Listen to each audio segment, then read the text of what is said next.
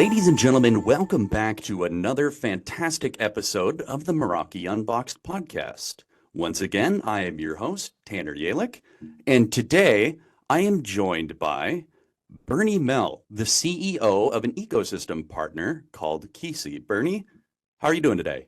I'm great. Thanks, Tanner. Thanks for having me. It's good to be on the air here. And we are very happy to have you. So, Bernie, today we're going to be talking about Kisi, which does provide access control technology. So, Bernie, before we get too much into that, tell us your story. How did you get into the technology business? That is a really interesting question, and certainly my mother had did not have that in mind. I grew up pretty much without any technology in a small town in Germany. Um, I think I had like wood blocks and a forest to play with, and a dog, and a brother. And I think the first memory of any technology I got in touch with at that time was like a Game Boy that my neighbor had, but I was never allowed to get one. Um, and that's as much as I got to, and maybe that spurred the desire to be even more tech focused later in my life when I studied a degree in technology management and industrial design. Um, and I guess I was always curious and trying out new ideas, imagining products, what could exist in the world, and started some, own projects and built prototype in my own time. Um, and I think it just became clear to me that unless I start a business and build those, no one else will do it because everyone else has their own agenda and I have my own ideas. Mhm. I think the key moment was when one of my professors at the time was really explaining how to use design as a driver to finding solutions to business problems, essentially coming from the user experience side and see what the problem is and then building a business to solve that. And that's what we do with Kisi, and that the focus is like we want to deliver value and reliability to our customers, doing it with a design philosophy that focuses on simplicity and authenticity. And I think that's how I got into the tech business, I guess. Fantastic. In terms of the Game Boy, I think you and I had very similar experiences. My first technology was also a Game Boy, the Game Boy Advanced. Which one was it for you? I don't even know the model. It's like the first version with the two purple buttons. I don't know what Nice. that's called. I guess today it's like Roblox, right? That's the equivalent today to a Game Boy to the younger audience if someone's on there. Handheld consoles have come a long way. However, as much as I want to keep talking about handheld consoles, I think we have to go back to the topic at hand here. But so Bernie, as one of the co-founders at Kisi, how did it how did it all begin? And like what motivated you to start Kisi besides the if I don't do it, who else will? Yeah, and maybe easiest to explain what Kisi is. So Kisi is a cloud-based access control system that secures physical spaces without any of the headaches of operating in those buildings and spaces, and it just makes it more secure. We provide hardware that is manufactured in the US and software to manage the spaces and provide mobile apps to unlock the doors with it.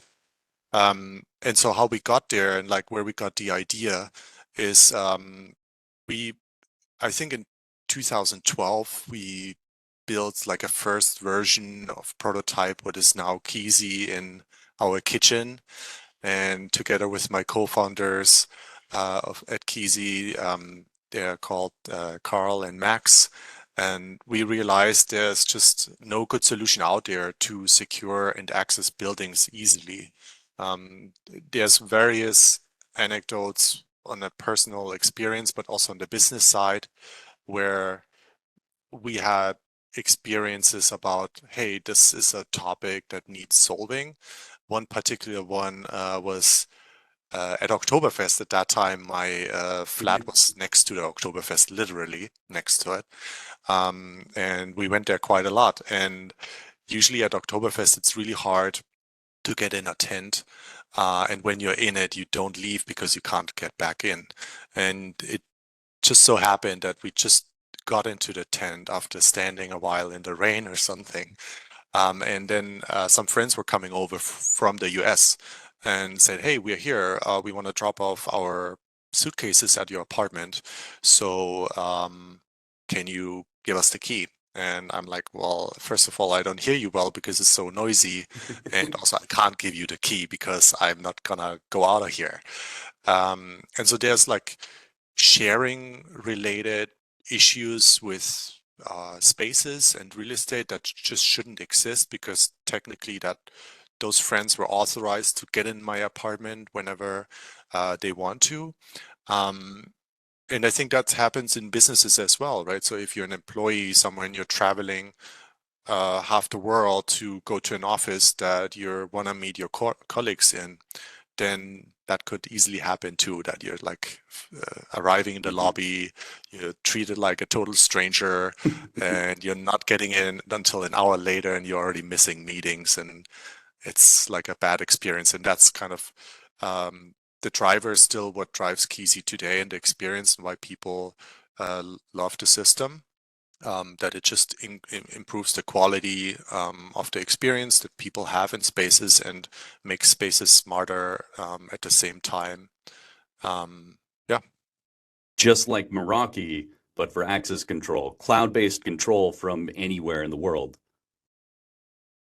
yeah, and I think especially today, this is more important than ever to have remote control of the spaces, and it makes everyone's lives easier. And why not do it, right? Very cool. And just a follow-up question to that. So it Kisi provides access control for businesses um, to allow people into buildings and into certain spaces. Does Kisi also collect data about those spaces? That is an interesting question. So we do, of course, provide event logs of the events a user proactively does. So like unlocking the door, opening the door. That's all things that show up in your event stream that you can remotely see. We don't passively track any kind of employees, but we do use that data that we gather from those events to calculate certain metrics, for example, occupancy Very cool. metrics in a space. And that occupancy metric is very easy to calculate, which is the number of unique users who unlock the door today. And so you just use that number and say, here's how many people showed up at your space today. And then you can break it down by different teams or groups that they're in and create a reporting for different departments at companies that are valuable to them for different reasons. For example, for the real estate department or for a sales department who want to know, hey, how's my sales team behaving right now? How are they collaborating? And they want to see who's meeting with whom regularly. And that's all useful things for increasing collaboration and productivity. Very cool. Awesome. So tell me a little bit about where access control was before it is today. So just the timeline of that. And how have the evolving risk factors shaped the technology? Yeah, this is an interesting question. In many regards, access control is still where it was. So it's a very slow industry. And I think that's what even more motivated us to radically reinvent it. Because compared to other products in the tech space, access control has still a lot of room for growth and innovation. And most access control systems are using proprietary, like industry proprietary protocols. They are called, for example, Weekend or OSDP, which to an IT professional that we sell to means nothing if they're not very familiar with access control, right? It's not What an a IT standard. what a coincidence. I was going to ask, what is OSTP? it's a access control specific open standard. But why not use, for example, our readers are PoE, right? So power over Ethernet. Why not just run it as like an access point on your network, right? So that's how it should be, a wall reader that is connected to your switch, just like an access point from Meraki that's connected to your switch. So there's a very different mindset, and that's one of the core differentiators from Kisi. We start, with the architecture just being much more modern. Um, and if you ask anyone in IT about their favorite access control brand, not a lot of names come up. Most don't even know what they're using right now. And so I think there's like the management of the hardware that is very important to IT, like how we do that, and that they love that. For example, they have all the metrics about the hardware right in their dashboard. But I think we also see greater evolution to adopt mobile credentials and easier and safer ways to open doors. There's a lot of issues with cards. You can easily pass it on. You can copy them. And I think the analogy that comes closest is the payment industry, where we saw the evolution from coins to cash to, physical cards to then now paying with your phone. And I think that's something the access control industry is headed towards and working through. And that's why mobile credentials have such a great user acceptance, because everyone's already used to it from paying for your coffee. And just for my understanding and for some of the listeners, does Kisi allow users to use their phone to get access to these spaces? Correct. Yeah. Sorry if that was not clear. So Just want to one make of sure. the one of the main things is you can manage the system in the cloud, and you can easier get access by just downloading a mobile app, self-enrolling essentially without ever having to pick up a badge or having to travel somewhere to get access. So you can remotely enroll, and then you can get in with your mobile, either through the app or in the future also through methods like your wallet, where you don't even need an app anymore. Fantastic. And you know what? I think that kind of covers or gets us into the next question I wanted to ask, is that what are some of those key solutions that Kisi delivers? Yeah, I think key solutions, in terms of, we think about key solutions maybe in two main categories. One is the user experience. And of course, we build our app to the best potential of what we can and like show people what's possible. But truth be told, like no one really is excited about an app that unlocks the door, right? It's more like a utility. It's something that just needs to work. Otherwise, people get very mad. And so a lot of times now we see that we become like a plugin for other tools, where you already have maybe a workplace app and you want to just embed the unlock functionality from Kisi through our SDK. Or maybe you want to use a watch to unlock the door, right? So it doesn't have to be the phone. And so I think this aspect of user experience goes in many different directions. We also work with many retail clients, for example, gyms in our categories retail, and in gyms they want you to present your mobile in a different way than when you go into the workplace. And I think being flexible on the user experience side is super crucial in terms of solution. And the other side is, I think, compliance and data. So a lot of customers, they use our data to combine it with their um, other data from other sources, such as video cameras, um, and are able to trigger alerts when something happens that shouldn't be happening, or remotely do investigations or anything like that. But it usually enables IT or professionals to free up time that was before used with almost surveillance. They don't need to do that anymore, right? The system's smart enough to run based on your rules and tell you if something is wrong that you should look at. So it's also a better approach for workplaces to not having to have someone sit there and look at things the whole time. And I think if you think about more dynamic environments like shift managed industrial warehouse,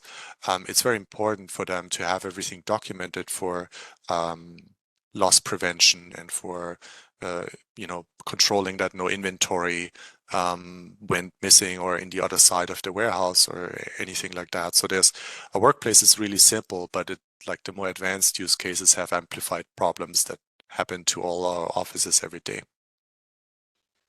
Fantastic. So it definitely sounds like there's a lot of integrations that Kisi has been working on. So that actually, once again, segues into my next question. So how does Kisi integrate with Meraki and some other Cisco products? And how does that improve the experiences for both our and your customers? Yes, so I think we are very excited about the Meraki partnership. First of all, when we started the company, we looked at Meraki as almost like a role model, how a brand for the IT community works. Really cool and good products, simple experiences behind a single pane of glass. And we always had this mindset in mind when we built the company. And then later, we noticed that when you implement access control, you also often need video. And you want maybe a unified solution in terms of where the data shows up. This is where Meraki came up as a partner. And at that time, Meraki was pretty much the only, or maybe still is, pretty much the only vendor with a cloud native camera and an API we can easily work with. So that's where we started to integrate Meraki a few years ago and really have a great experience being a partner. And in terms of how it works, is that you normally have your access control events separately from your video feed. And so the cool thing is that by combining those two datas, we can use snapshots from the Meraki stream from this like 6 or 9 seconds of the door unlocking time, pull it into Kisi and show it as a combined event. So basically you see here, this person unlocked the door and here's how this looked like.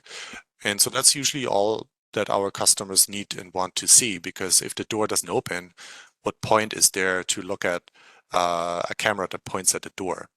And so I think it makes it so much easier to review events and makes it faster and just makes everything more streamlined in terms of compliance that some companies need to have.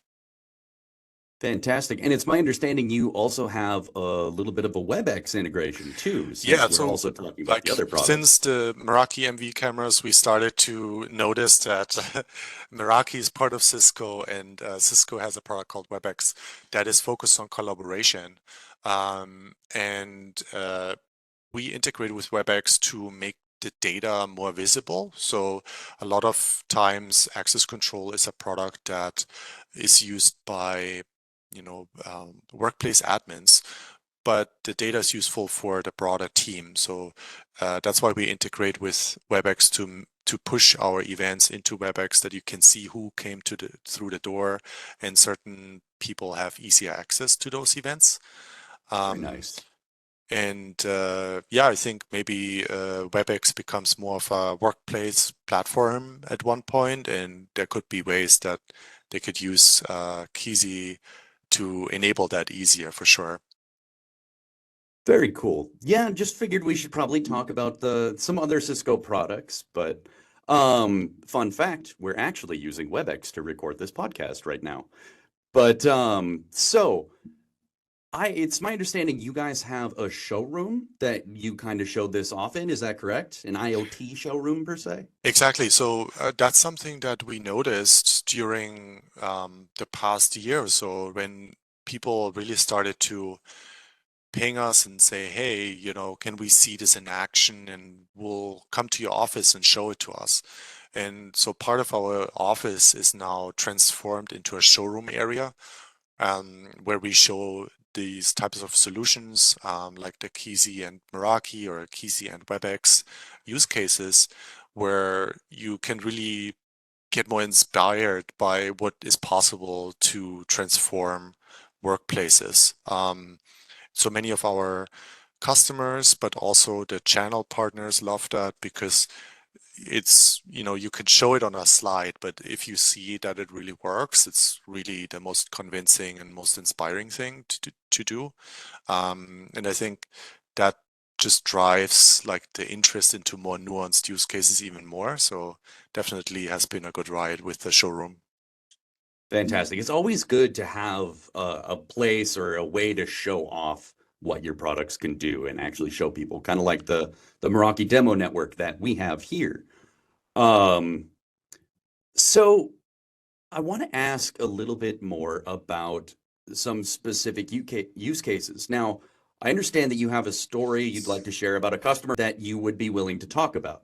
Sure, yeah. I think one use case that we've noticed that is really strong is the use case in industrial and warehouse centers, where you have really big inventory loss risk, and you have very high turnover in terms of people. You have different shifts that run 24/7. So no human in the world could possibly um, be able to monitor all this without Yeah, that's significant huge. overhead.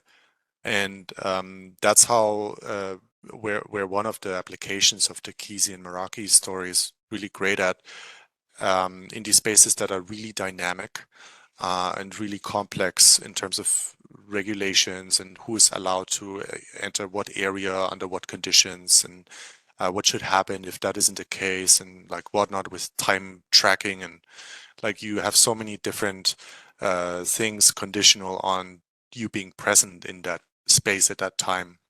And so this is really a use case where it's huge distribution centers, and they use Kisi more traditionally with card access that is managed in the cloud, but every badge into the facility connects, I think, to their time tracking system, so that also validates that the person is here, and also pulls in the snapshot of the Meraki to validate this was actually a person coming here. And so that way they were able to shift from more like proactive surveillance to more of a investigation focused approach. So before they had really operators monitoring the whole facility, now they can just not lean back, but focus on more pressing matters. And if something happens, they can really quickly find the event that is in question and can react to it appropriately. And I think those types of use cases are similar to what we see in health facilities, clinics, or also commercial real estate buildings, less on the compliance side, but more on the experience side. And I think that's where, the partnership is just evolving in different directions. And that's what's awesome to see. Yeah, and I think there's a lot of things around access control that people take for granted, or not necessarily take for granted, but just completely forget about. Some of these areas and spaces that you have to badge into have to be extremely secure. Um, like medical facilities, there are HIPAA requirements that um, you have to take into account. And if you're storing records, you can't just let anyone into that room. There has to be very easily controlled and monitored, and it has to be logged and everything like that. So it's awesome to see that a company like Kisi, someone is watching that. Someone is watching and continuing to develop new forms of access control. It can't just be the same badge over and over again. I used to think that when I first um, got my first internship while I was in college, and I got a badge and I got to badge into a building for the first time. I thought it was the coolest thing ever. I posted on Facebook about it. Like it was a big deal for me. But now it's like, come on, like shouldn't there be a better way to do this? But I'm glad to hear that Kisi is continuing to evolve these. And so what does the future of access control look like? Like I can have my ideas, but they're probably a little outdated. Like, how do you see this technology developing to address the emerging and ongoing risks? Because they are continuing to emerge in new ways. Yeah, and I think to your story, what is interesting when you see people moving on from companies, they usually post their badge on social media and say, "Hey, it was great working here." So there's sentimental value in like this, here's my scruffed up badge that I used 10 years to clock in my hours, like, and it's sad the mobile app doesn't have the same qualities there. So maybe at one point that will be solved in one way or the other. But I think on the more tech forward side, our vision is to connect people and spaces, and that's a very unusual vision for a security company. It's not like we're in the business of tracking people. It's more we're in the business of making spaces as accessible and productive as possible, and keeping the security background so everything can be that way. And I think that's basically the platform we use to make workplaces more dynamic, more innovative, more like providing space for creativity. And there's still so much room in the access control industry to grow. I think the perfect environment for success is one where innovation and customer adoption scale alongside each other, and that's happening more and more. I think the most exciting part these days of the industry is just tapping into the collaboration and expanding our partner ecosystem with tools like Meraki cameras. It makes the experience and the use cases so much more stronger, and the end user perception is just like magical, right? So like they don't even have to do all these things they used to do, but now they could just imagine like the office. How cool is that? Like you said, it was a couple or like when you had your internship. And I think IT is rarely in a position to be able to do projects like that, right? So it's often also a way to get people excited, and how easy and how fun it can be. And I think that's the direction we keep on evolving the product towards. Fantastic. So, I wanted to this question has been kicking around in my head.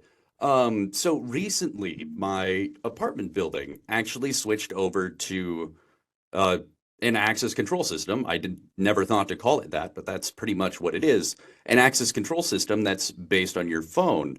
Um, so are you looking at just kind of sticking to business use cases, or are you kind of also looking at residential as well? Yeah, and you would be surprised. Many residential use cases almost operate like a business.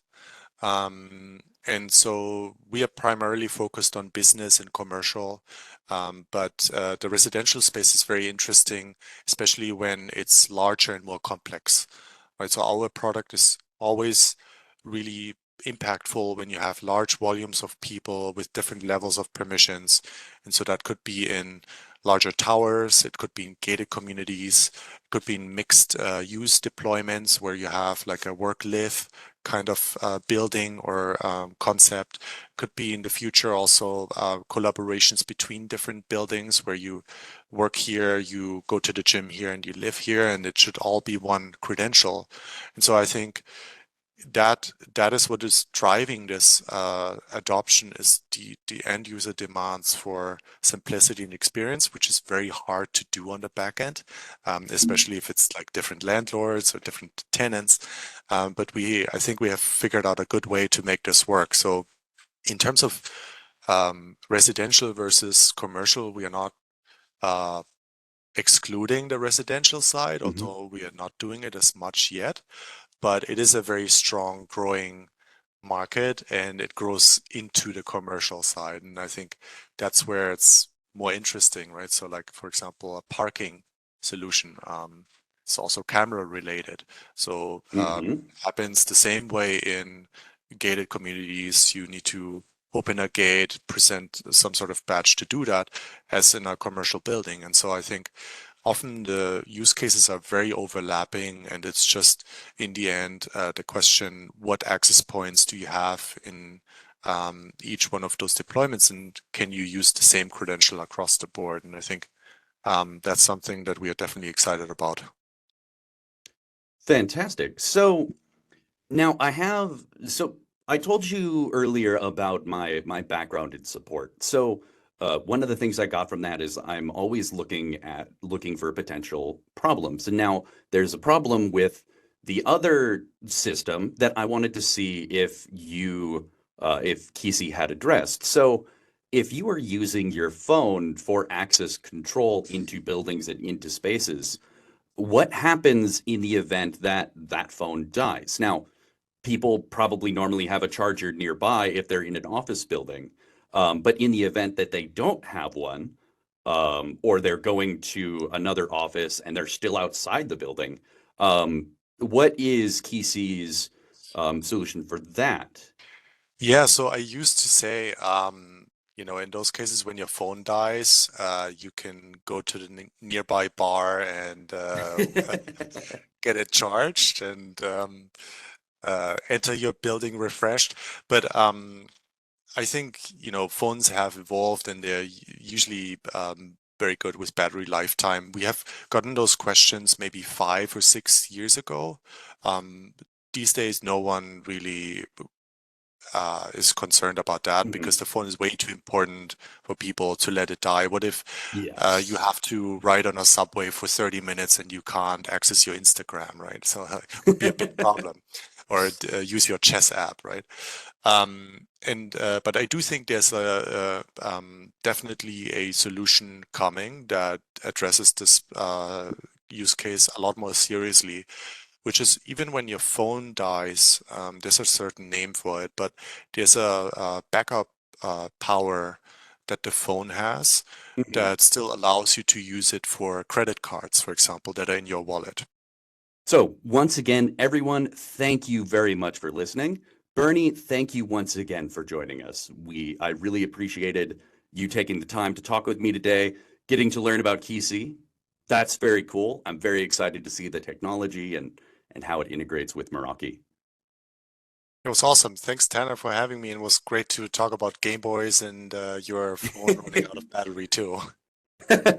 We'll have to talk about our old Game Boys some more afterwards. Sounds like a plan. Awesome. Well, thank you once again for joining us, and thank you everyone for listening. Have a good rest of your day.